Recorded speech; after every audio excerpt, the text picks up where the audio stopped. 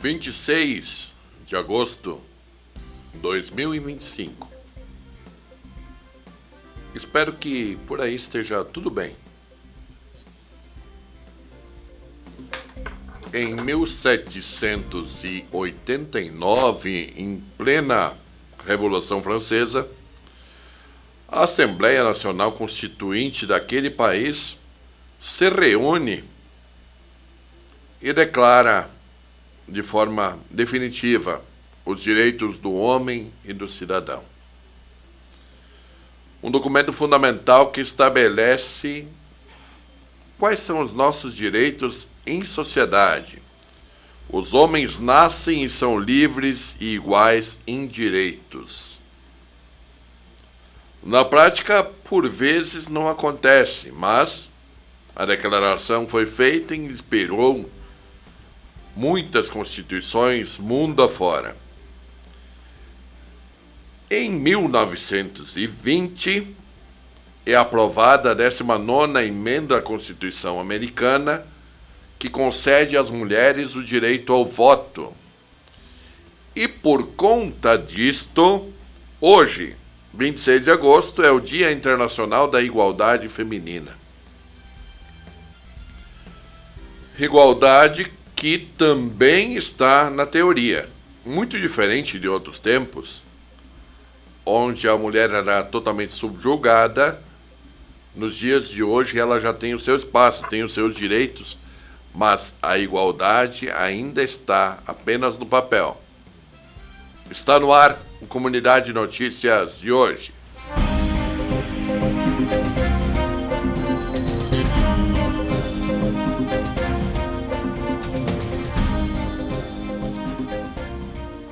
Eis que vos pergunto: qual é a relação que tem bergamotas e uvas? Frutas bem distintas, mas a bergamota de São Sebastião do Caí se relaciona com a uva de Caxias do Sul. Calma, eu explico. Elisa dos Santos Pereira Nemuti foi eleita a rainha da Festa da Uva 2026. É filha da caiense Letícia dos Santos Pereira, que foi rainha da Festa da Bergamota em 1990. Moradora da linha 40 e estudante de Direito, Elisa representou a equipe do Caxias e, assim como a sua mãe, ela realizou um grande sonho, sendo coroada nesse fim de semana como rainha. Pois bem, Letícia acompanhou os passos da filha, a sua conquista, no final de semana, mas ela vem tendo algumas dificuldades. Ela tem uma doença neurodegenerativa que foi diagnosticada em 2022, mas isso não tirou a emoção dessa caiense que viu a sua filha conquistar o espaço máximo da beleza caxiense. O Caí é mãe de Caxias do Sul. E a rainha da Bergamota, de 90, é mãe da rainha da uva de 2026. Frutas tão diferentes e laços familiares tão próximos e tão estreitos. Saudemos a beleza e as nossas festas, sejam elas aqui no Vale do Caí ou na Serra Gaúcha.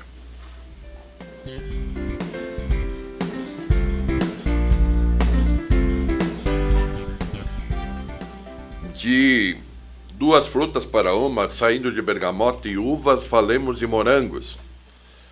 Aqui no centro da cidade de Bom Princípio temos agora uma plantação de moranguinhos mais simbólica, em frente ao Sindicato de Trabalhadores Rurais e Familiares.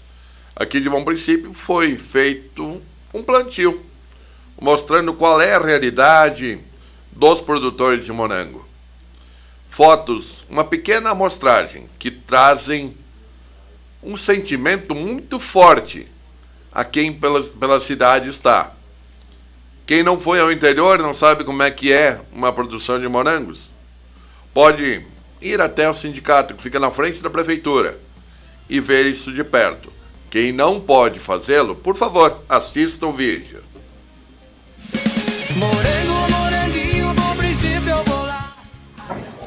Na cidade, onde o morango é a fruta símbolo, nós não poderíamos deixar de homenagear aqueles que são a razão de existir do morango, os agricultores familiares.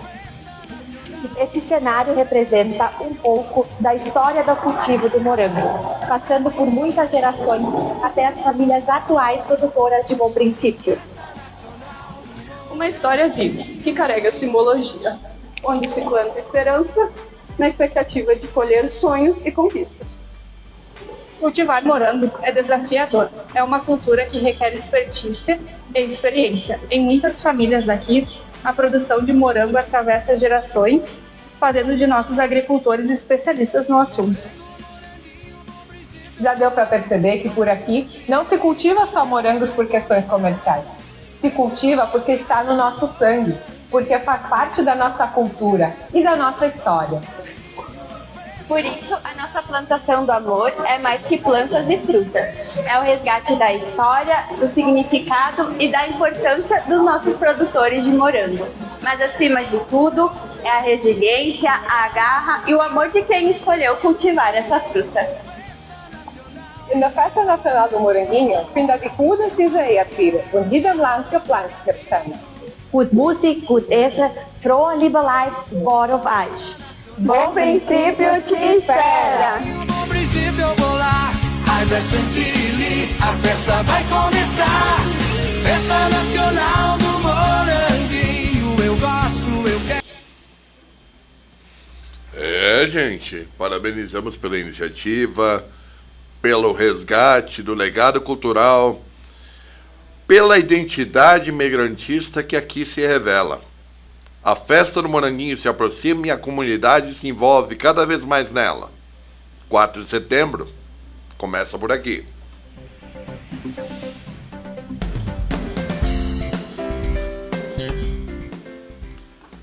Saindo um pouco de Bom Princípio, dando um pulinho em São José do Sul, o mais jovem município do Vale do Caí, um dos mais jovens do estado, mereceu um destaque no cenário nacional, e um destaque amplamente positivo. Com base numa pesquisa do Instituto de Cidades Sustentáveis, São José do Sul ocupou o topo da tabela, falando aqui do estado do Rio Grande do Sul. A prefeita Júlia e o vice Laerte fizeram um vídeo. Confiram. São José do Sul está em destaque no cenário nacional do desenvolvimento sustentável.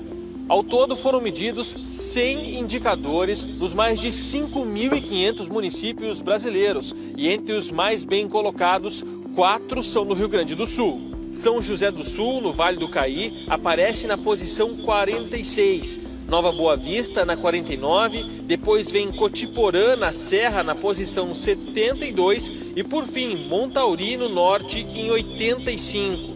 Todos conquistaram notas acima de 60, num total de 100. Em um estudo realizado pelo Instituto de Cidades Sustentáveis, que avaliou mais de 5,5 mil municípios brasileiros, o nosso município conquistou a 46ª posição no ranking nacional.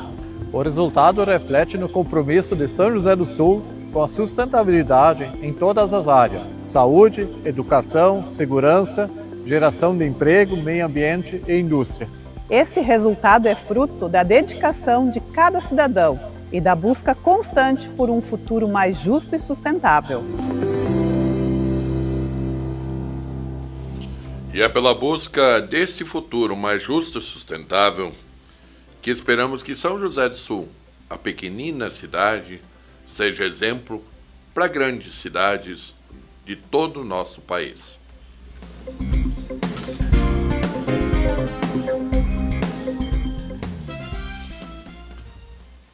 Nesta época do ano, são feitas as divulgações dos novos números econômicos com previsão para o ano que vem.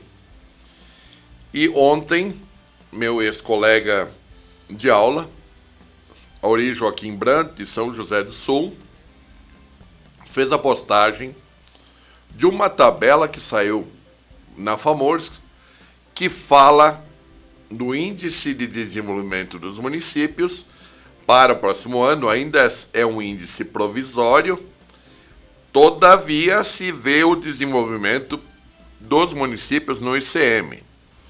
São José do Sul, reparem novamente, São José do Sul foi o município do Vale do Caí que mais cresceu, com 9,42% de crescimento, subindo bastante na tabela gaúcha.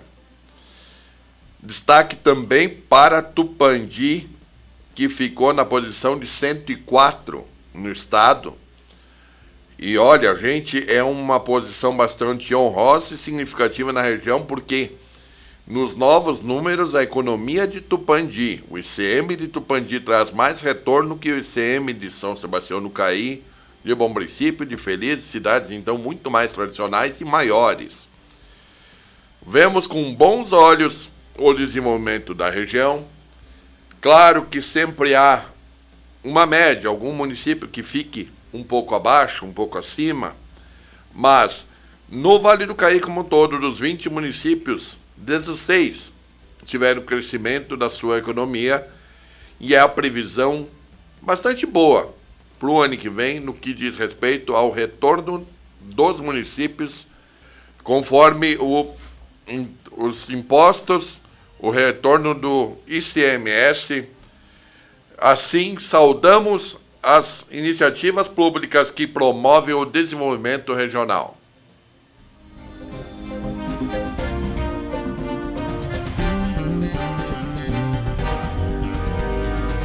Em Brasília, começa essa semana a CPMI do INSS, Comissão Parlamentar Mista de Inquérito. Mista porque envolve Senado e envolve também o Congresso como um todo, a Câmara de Deputados. A CPMI, ela traz primeiro momento, uma derrota do governo na hora da escolha da presidência, que a oposição obteve maioria e colocou como presidente dessa comissão Carlos Viana, que é um senador do Podemos de Minas. Já foram citadas a convocação de várias pessoas para falar sobre os desvios do INSS, e fala-se até que o irmão do presidente Lula seria convocado para falar. Para lembrar, houve desvios no INSS, dinheiro que era dos aposentados, que foi encaminhado para outras áreas, e já agora em agosto o próprio Instituto Nacional começou a fazer o ressarcimento desses aposentados. Quase 2 milhões de aposentados e pensionistas já receberam de volta os descontos indevidos, mas ainda assim tem muita gente que tem para resolver. Mas vem a pergunta: para onde foi esse dinheiro? Quem desviou? E agora, o que vai acontecer? A dúvida é clara. Esperamos que não terminemos novamente em pizza.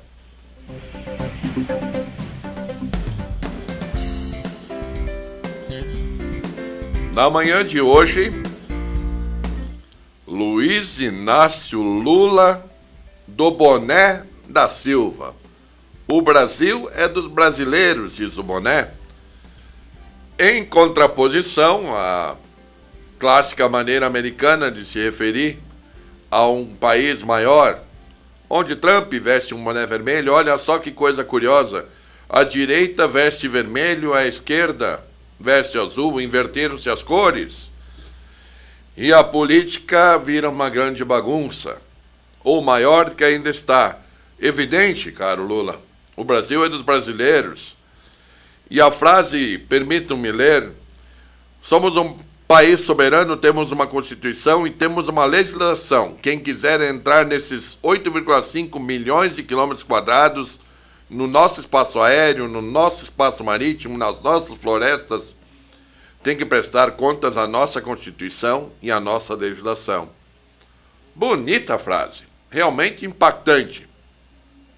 E na prática, como fica isso? Gargantear é bastante simples. E vos garanto, essa história do boné de hoje é mera cortina de fumaça. Sim, para encobrir. A história do INSS precisa ser encoberta. Temos problemas o bastante no nosso país e agora se cria uma campanha de marketing com alguma coisa para tapar um pouco esta vergonha nacional. E olha que eu não falo só de vergonha da esquerda com o INSS. Falo também da direita. Vai começar os próximos dias de julgamento do Bolsonaro e talvez tudo isso agora seja um pouco enevoado. Vamos esconder um pouco do que temos, as nossas vergonhas. Falando em vergonha, que foram os vídeos do pastor Silas Malafaia? Gente, ele conseguiu falar mais palavrões em um vídeo do que nós falaríamos em um churrasco dominical contando piadas um tanto sujas. É esse linguajar de alguém que prega a palavra de Deus? Nada apropriado, pastor. Nada apropriado. Tivemos também nos últimos dias o assalto à casa da ex-esposa do Bolsonaro, que é a mãe do Carlos, do Flávio, enfim. E naquela casa estavam idosos que foram maltratados, amordaçados. Cena de terror. Alguém duvida que tenha viés político? Eu não duvido. Os filhos do Bolsonaro colocaram de maneira diferente quanto a isso. O senador Flávio fez uma postura mais branda e pediu por justiça. Lamentou o ocorrido. Em contraponto, o deputado Eduardo Bolsonaro fez bravata e logo saiu gritando aos quatro ventos, criticando a justiça brasileira e por aí vai. E se fosse na sua família? Eu me preocuparia com a segurança dos meus e não com a mídia que é dada em cima disso. Nós estamos vivendo um país politicamente doente. Não tenho dúvida. Essa polarização nos deixa doentes, cegos, vemos apenas um lado.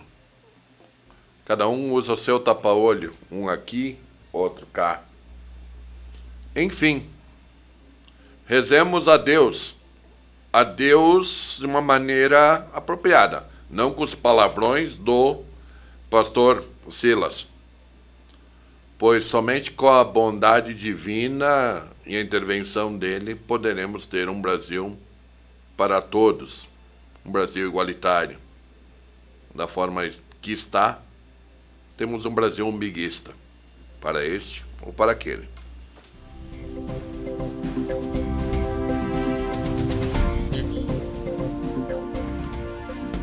O desfile cívico em Salvador do Sul, agora em setembro, vai ser no dia 6, terá como temática a Festur, os 30 anos da Festur, contando a história desse rico evento. Claro que devemos ter soberanas, devemos ter outras coisas mais bem marcantes da terra salvadorense. Será no dia 6 de setembro, às 8 da manhã, na Duque, na avenida que corta na frente da prefeitura, e já temos a garantia de participação da banda marcial da OMA. Vai ser bonito. É a identidade local que fala mais alto.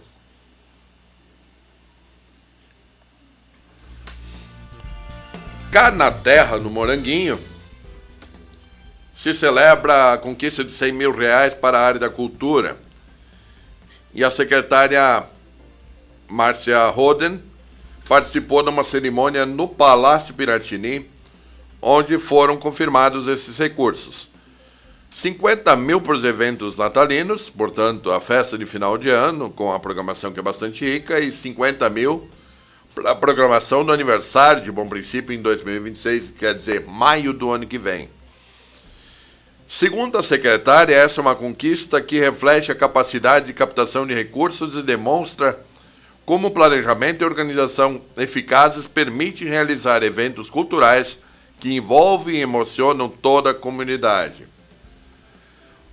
Pois bem, cultura é a nossa identidade e merece investimentos, planejamento e aplausos.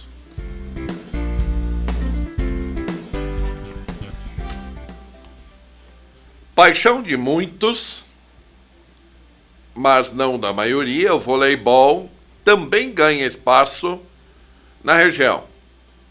Tanto se fala em futebol, futsal, e o vôlei por vezes é esquecido, mas há quem pense nesse esporte também. A Copa Transcitros de Vôlei já iniciou e vai ter rodada nesta quinta em Salvador do Sul. Confere. Nesta quinta-feira tem jogo pela primeira Copa Transcitros de Vôlei. Sacou? A nossa seleção enfrenta a equipe de Maratá aqui no ginásio municipal a partir das 21 horas. Antes disso, às 20h15, Pareci Novo e Paverama se enfrentam aqui nessa mesma quadra. Então não fica de fora dessa, contamos com teu apoio vindo da arquibancada. Vamos juntos mostrar a força da nossa torcida salvadorense. Jogando um bom vôlei, unido, o pessoal de Salvador do Sul obterá êxito. E que os demais municípios também o façam, lutando pelas suas camisas, pelas suas bandeiras. A Transcitros não é só futsal, é também voleibol. Exemplo para toda a outra região.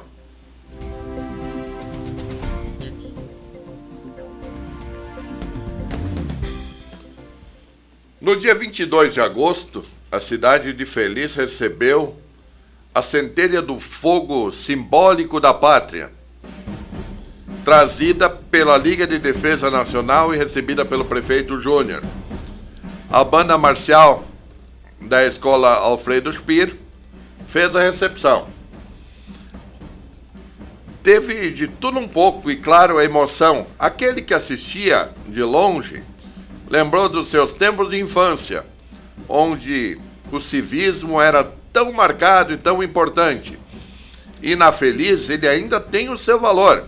Afinal, no dia 7 de setembro sempre tem desfile. As inscrições estão abertas na prefeitura para as entidades que queiram participar do desfile. E essas inscrições vão até o dia 31. O desfile será realizado às 8h30 no palanque oficial na frente da prefeitura. Em clima de civismo, na expectativa que setembro chegue logo, que nos despedimos, deixando um forte abraço a todos e tchau, tchau!